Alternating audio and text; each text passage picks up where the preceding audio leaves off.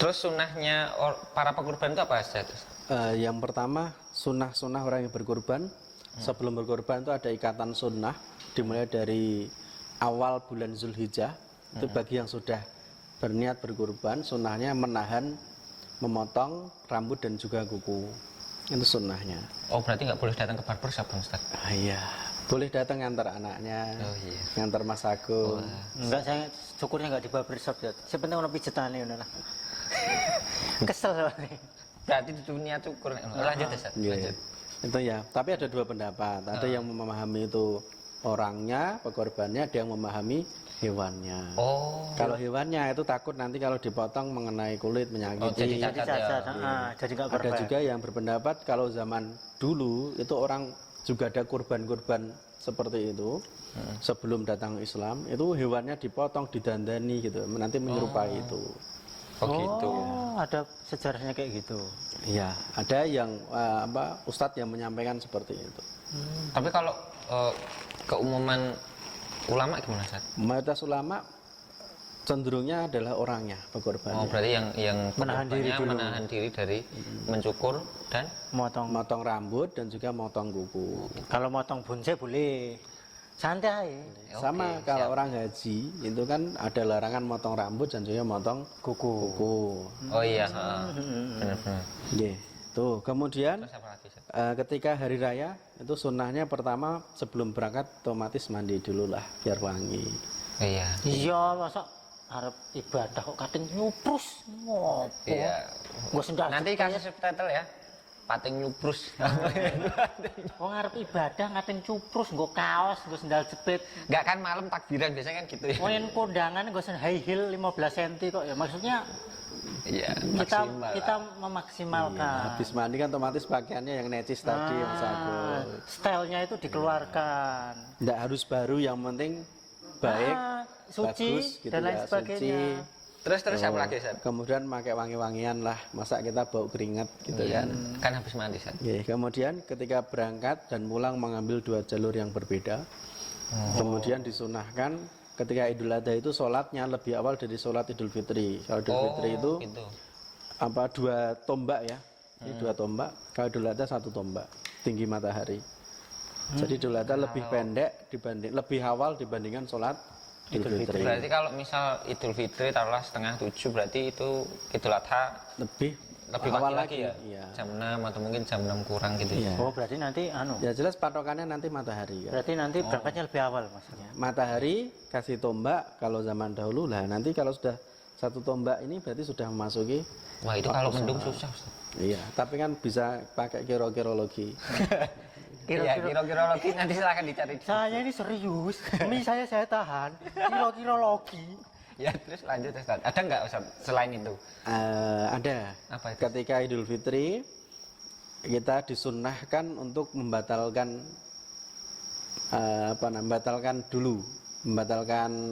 puasa. Jadi kita makan dulu. Oh, sarapan. Iya, tidak harus sarapan.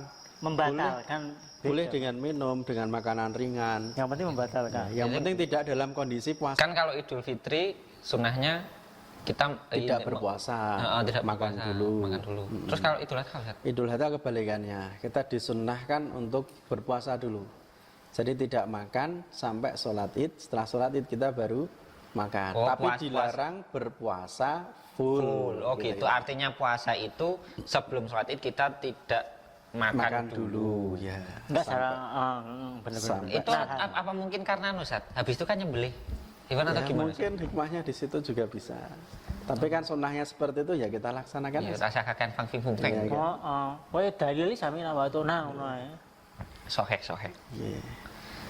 Terus ada lagi nggak Ustaz? Atau itu toh? Mungkin sunnah-sunnahnya kurang lebihnya itu ya. Untuk sunnah-sunnahnya. Ingat teman-teman, Idul Adha, Idul Fitri itu sholat dulu, bukan seperti Jumatan, ya kan? Nanti datang, wah, khotbah tiba kau ketinggalan sholat. Barangkali ada kasus seperti itu ya. Ada, Ada, Ustaz. ada. Di sosmed banyak. Di sosmed banyak. Ibadah setahun sekali, waduh, harga diri ya. Terus ada larang-larangan nggak Ustaz? Seputar kurban. yang jelas hewannya itu harus yang sehat, tidak boleh yang cacat mata, pincang, kurus, kemudian Pokoknya layak lah Ustaz ya. layak gitu ya. Kemudian disunahkan musinnah. Musinnah itu sudah masuk ke sudah poel giginya, Oh, ganti udah gigi. poel. Udah dewasa gitu ya. Ya, kalau semisal tidak ada boleh jadaah. Jadaah itu belum sampai 1 tahun, belum poel tapi yang sudah layak lah Oh, gitu ya. ininya. Kalau sekiranya terpaksa tidak ada atau Berarti sulit mendapatkan yang musinnah. Sekarang banyak insya Allah. Terus. Apalagi kan ini habis penyakit ini loh, apa? PMK. PMK ini ya. Benar-benar. Tuh, kemudian larangan menjual kurban. Daging Dagingnya itu? kurban, Heeh. larangan untuk menjual daging kurban. Sak piturutane. Gitu Ah, ya. kulit, Ya, terus itu kepala. kan bagian dari hewan kurbannya. Termasuk orang yang menyembelih kan kadang-kadang mengundang apa itu tukang nyembelih Ya, itu. nah, Nah, jagal. itu upahnya tidak diambilkan dari Daging itu. dagingnya. Tapi di Tapi kalau kita hibahkan boleh, Ustaz? Bahkan boleh. Kan dibagi-bagi kan. Oh iya, ding bener. iya tau kayak gini. Kok keting aku? Iya. Channel sebelah. Enggak apa-apa. Ngapain ya, Mas? Jadi memang Idul Adha itu intinya kan menyembelih, kemudian di situ kita apa namanya makan daging supaya yang belum paribasanya orang rasanya daging Iya sih. paling enggak 1 tahun sekali merasakan daging. Itulah Islam enggak usah katakan toleran, intoleran, HAM. Oh, Islam itu mengajarkan itu ya. Oh, daging.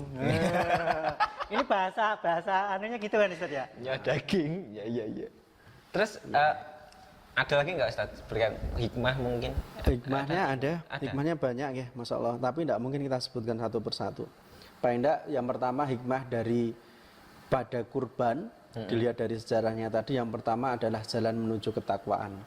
Jadi kalau kurban itu tidak yang diterima bukan darahnya, bukan dagingnya, tapi yang diterima Allah adalah ketakwaan dari orang yang berkorban tadi. Itu adalah salah satu cara seorang hamba mendekatkan diri pada Robnya. Iya.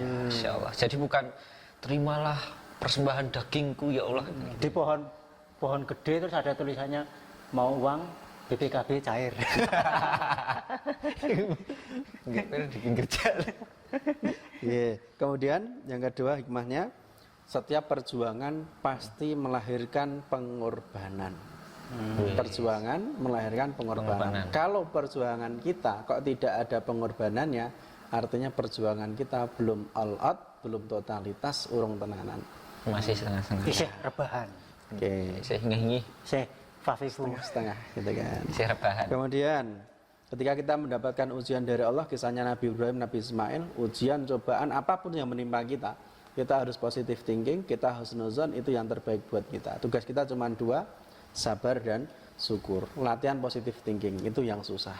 Iya sih, husnudzon sama Allah. Kalau kita libatkan ke permasalahan sosial sekarang itu, kita bisa meneladani itu Nabi Ibrahim itu nunggu sekian tahun, rukun, Perjuangan yang sebenarnya luar rukun, biasa. nggak kayak sekarang itu kan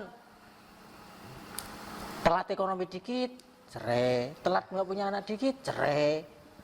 Jangan sampai hal-hal kayak gitu itu mengurangi ketakwaan, apalagi keharmonisan dalam rumah tangga. Iya kan? Memang itu problematika kita umat Islam zaman now. Salah satunya kita perlu meneladani kisah-kisah para nabi dan rasul, para sahabat dan seterusnya. Jadi dibalik cerita Nabi Ibrahim alaihissalam itu uga mau Ismail dibeli enggak ada dukungan istri. Nabi Ismail itu bisa setaat itu karena didikan orang tua Banyak ibrah ya. dari kecil, ya kan. Kemudian juga Nabi Ismail itu dari kecil hidupnya ora seenak kita, tidak seenak kita, senyaman kita. Kan banyak ujian cobaan tadi sehingga menghasilkan seorang anak yang tangguh. Intinya seperti itu. Kemudian hikmah yang lain, ketika kita beramal dengan sebaik mungkin. Maka dalam Al-Mulk itu Allah mengatakan anadzi khalaqal mauta wal hayata liyabluwakum ayyukum ahsanu amalan. Untuk mengetes, menguji siapakah di antara kalian yang paling baik, paling bagus amalnya. ini. Bukan sekedar paling banyak amalnya, Tapi itu Tapi yang baik terbaik. juga. paling bagus, paling baik. Syukur-syukur bisa banyak. Nah, itu kan yang terbaik nanti kan. Sih itu. Wis rasane kok ikhlas, ya wis terbaik wis dasarannya ikhlas. Iya. Ya, ya, ya. Kemudian yang terakhir aja lah, karena Ya, ya, waktu kita ya. Kemudian hikmahnya adalah pendidikan yang terbaik ada pada keluarga Nabi Ibrahim alaihissalam. Sehingga kalau kita tarik kesimpulan Nabi Ibrahim itu disebut sebagai Abul Anbiya, ayahnya para nabi, karena dari Nabi Ibrahim ini nanti muncul para nabi dan rasul. Nabi Ibrahim memiliki putra namanya Nabi Ishak, dari Nabi Ishak ada Nabi Yakub, Nabi Yusuf, Zulkifli, Su'aib, Musa, Harun, Daud, Sulaiman, Ilyas, Ilyasa, Yunus, Yahya, Zakaria, sampai Nabi Isa alaihimussalam, mereka keturunan dari Nabi Yakub. Nabi Yakub keturunan dari Nabi Ishak. Nabi Ishak keturunan dari Nabi Ibrahim. Kemudian dari Nabi Ismail nanti puncaknya penutup para nabi yaitu Nabi Muhammad sallallahu alaihi wasallam. Wow. Jadi garis keturunannya garis keturunan Rasulullah. Terus ini terakhir yang lagi rame di sosial media. Apa itu? Tentang penentuan 1 Dzulhijjah. Oh, tak kira Muhammad. Enggak, Yang tipis-tipis. ya itu nanti. Oh, nanti. Iya. Nanti mungkin agak panjang kali lebar ini nanti. Oh gitu, Ustaz. Iya. Tapi kalau secara Sekilas saja ya. Sekilas, Iya. sekilas itu. Memang ini menjadi apa ya? Setiap momentum yang berhubungan dengan hari raya, berhubungan dengan tanggal nanti akan sering terjadi seperti ini karena perbedaan segi pendapat atau pemahaman. Yang satu berpendapat harus melihat ru'yah, tapi sebenarnya kedua-duanya tetap berdasarkan ru'yatul hilal. Nah, hilal itu apa toh? Hilal ya apa? Bulan. Bulan. Apa Ustaz? Dalam bahasa Arab, bulan itu paling tidak ada 4 kata. Pertama syahr. Syahr itu syahrun, itu Iya, diartikan bulan. Tapi bulan yang bukan bulan yang ada di langit.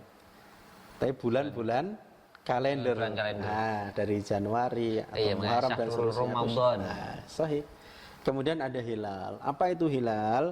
Hilal itu awalu wujudil qamar. Tuh. Awal pertama munculnya bulan itu disebut hilal. Nah, hilal ini cenderungnya nanti bentuknya tidak bulat, tetapi berbentuk Sapit. sabit. Nah, maka setiap tanggal ini hebatnya Hijriyah, Qamariyah berdasarkan bulan. Setiap tanggal 29 tiap bulannya nanti bumi, matahari dan bulan pada satu garis.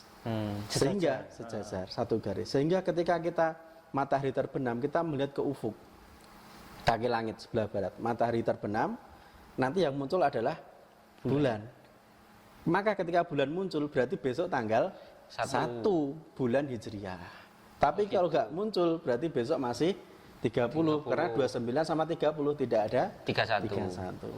Maka eloknya di situ sebenarnya.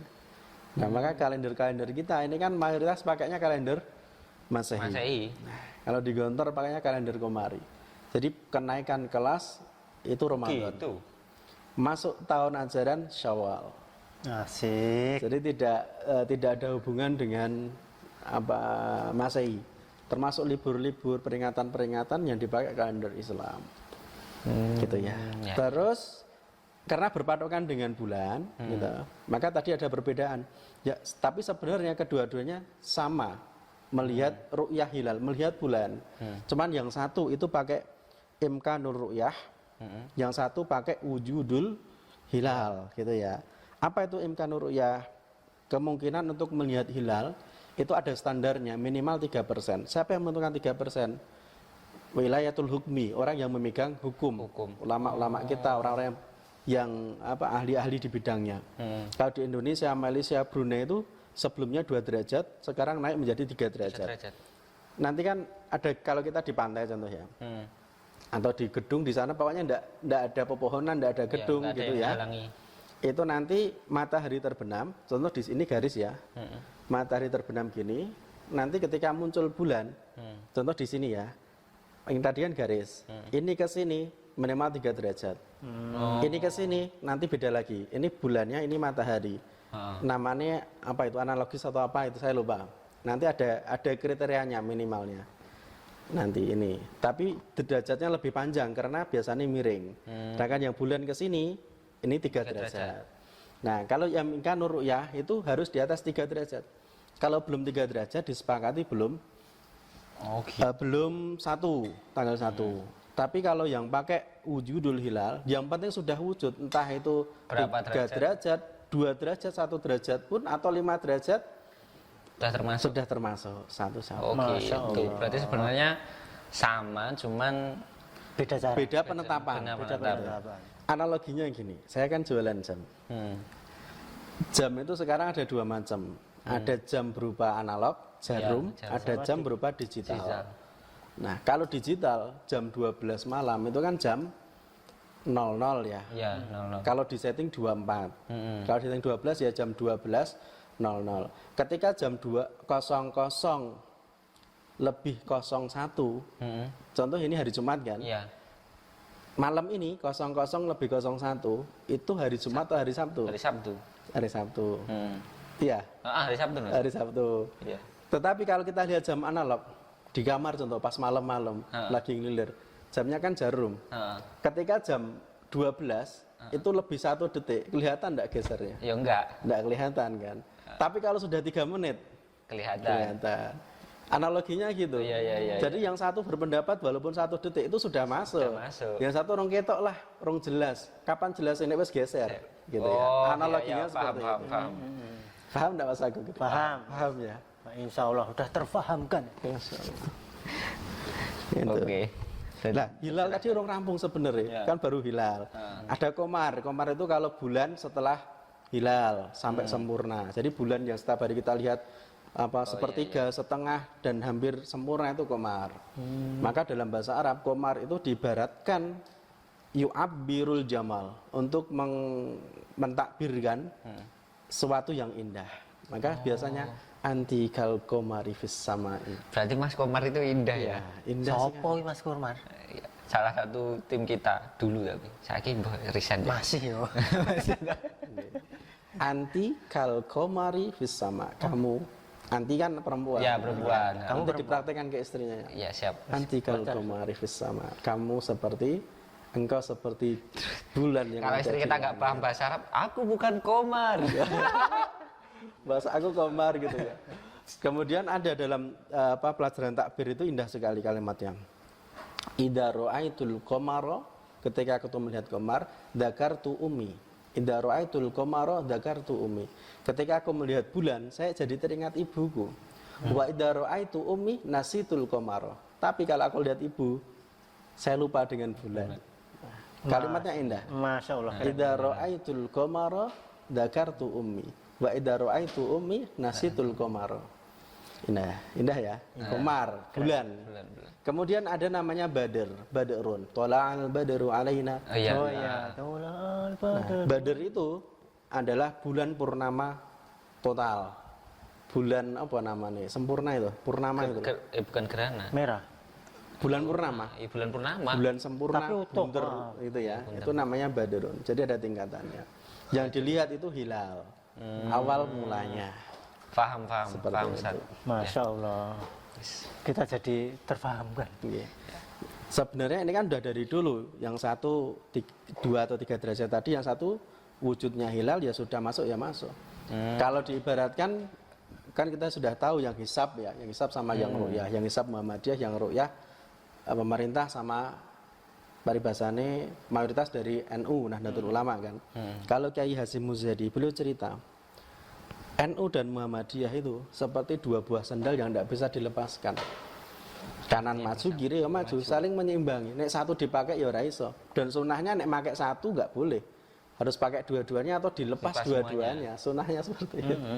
Beliau pun pernah dipanggil oleh Bapak Yusuf Kala, wakil RI kala itu. Pimpinan Muhammadiyah dan pimpinan itu dipanggil. Ini kok tiap tahun kok geger sholat Id sama sholat Idul Adha. Pasti. Beliau dipanggil. Almarhum Allah maghfirlahu. Beliau cerita ketika reuni Akbar itu mengatakan, Bapak Yusuf Kala mengatakan, ini kok nggak bisa ini. Yang NU maju 1 hari, yang Muhammadiyah mundur 1 hari biar bisa kompak. Lah Ustaz Kiai Hasyim Muzadi mengatakan, lah ini fikirnya pedagang, ini tawar menawar. Gitu ya. Yang jelas itu akan tetap ada ketika belum ada titik temunya. Yang jelas saling menghormati, Ya, kedua-duanya berdasar sih, Ustaz. sama gitu ya. Nggih, Pak Ustaz, karena waktu sangat-sangat mencerahkan, terutama masalah yang lagi rame ini, pengambilan penetapan 1 Dzulhijjahnya itu Ustaz. Terus terang baru kali ini sih paham. Karena baru kali ini juga bertanya. Sama waktu sholat kan, nanti panjang lagi ya. Ya nanti next lah kita bahas lagi hal-hal yang seringkali kita lakukan cuman terkadang kita tidak perhatikan gitu. Jadi sebagai umat itu ramong lenglong, iki opo to gegerai. Iya. Jadi paham ini ya. Baik, jazakallah khair Ustaz. Iya, Gom. Semoga nanti bisa mencerahkan teman-teman semuanya dan tentunya banyak hal yang harus kita bahas, harus kita pecahkan. Karena saya yakin pasti banyak pertanyaan-pertanyaan di benak kita yang kira-kira gimana ya hukumnya kayak gitu. Nanti kita tanyakan sama Ustaz Faisal. Insya Allah sejauh yang saya ketahui, nanti kalau belum saya ketahui ya buat PR gitu ya. Ya, siap. Siap. Berarti harus selalu stay tune di podcast kita. Terima kasih. Saya Muhammad Akram dan rekan saya. Aku Mustafa Jaruda. Jangan lupa like, komen, dan subscribe. Share juga ke teman-teman. Dan kalau mungkin ada pertanyaan silahkan komen. Kirim ke email juga bisa. Terima kasih. Jazakallah khair. Assalamualaikum warahmatullahi wabarakatuh. Waalaikumsalam warahmatullahi wabarakatuh.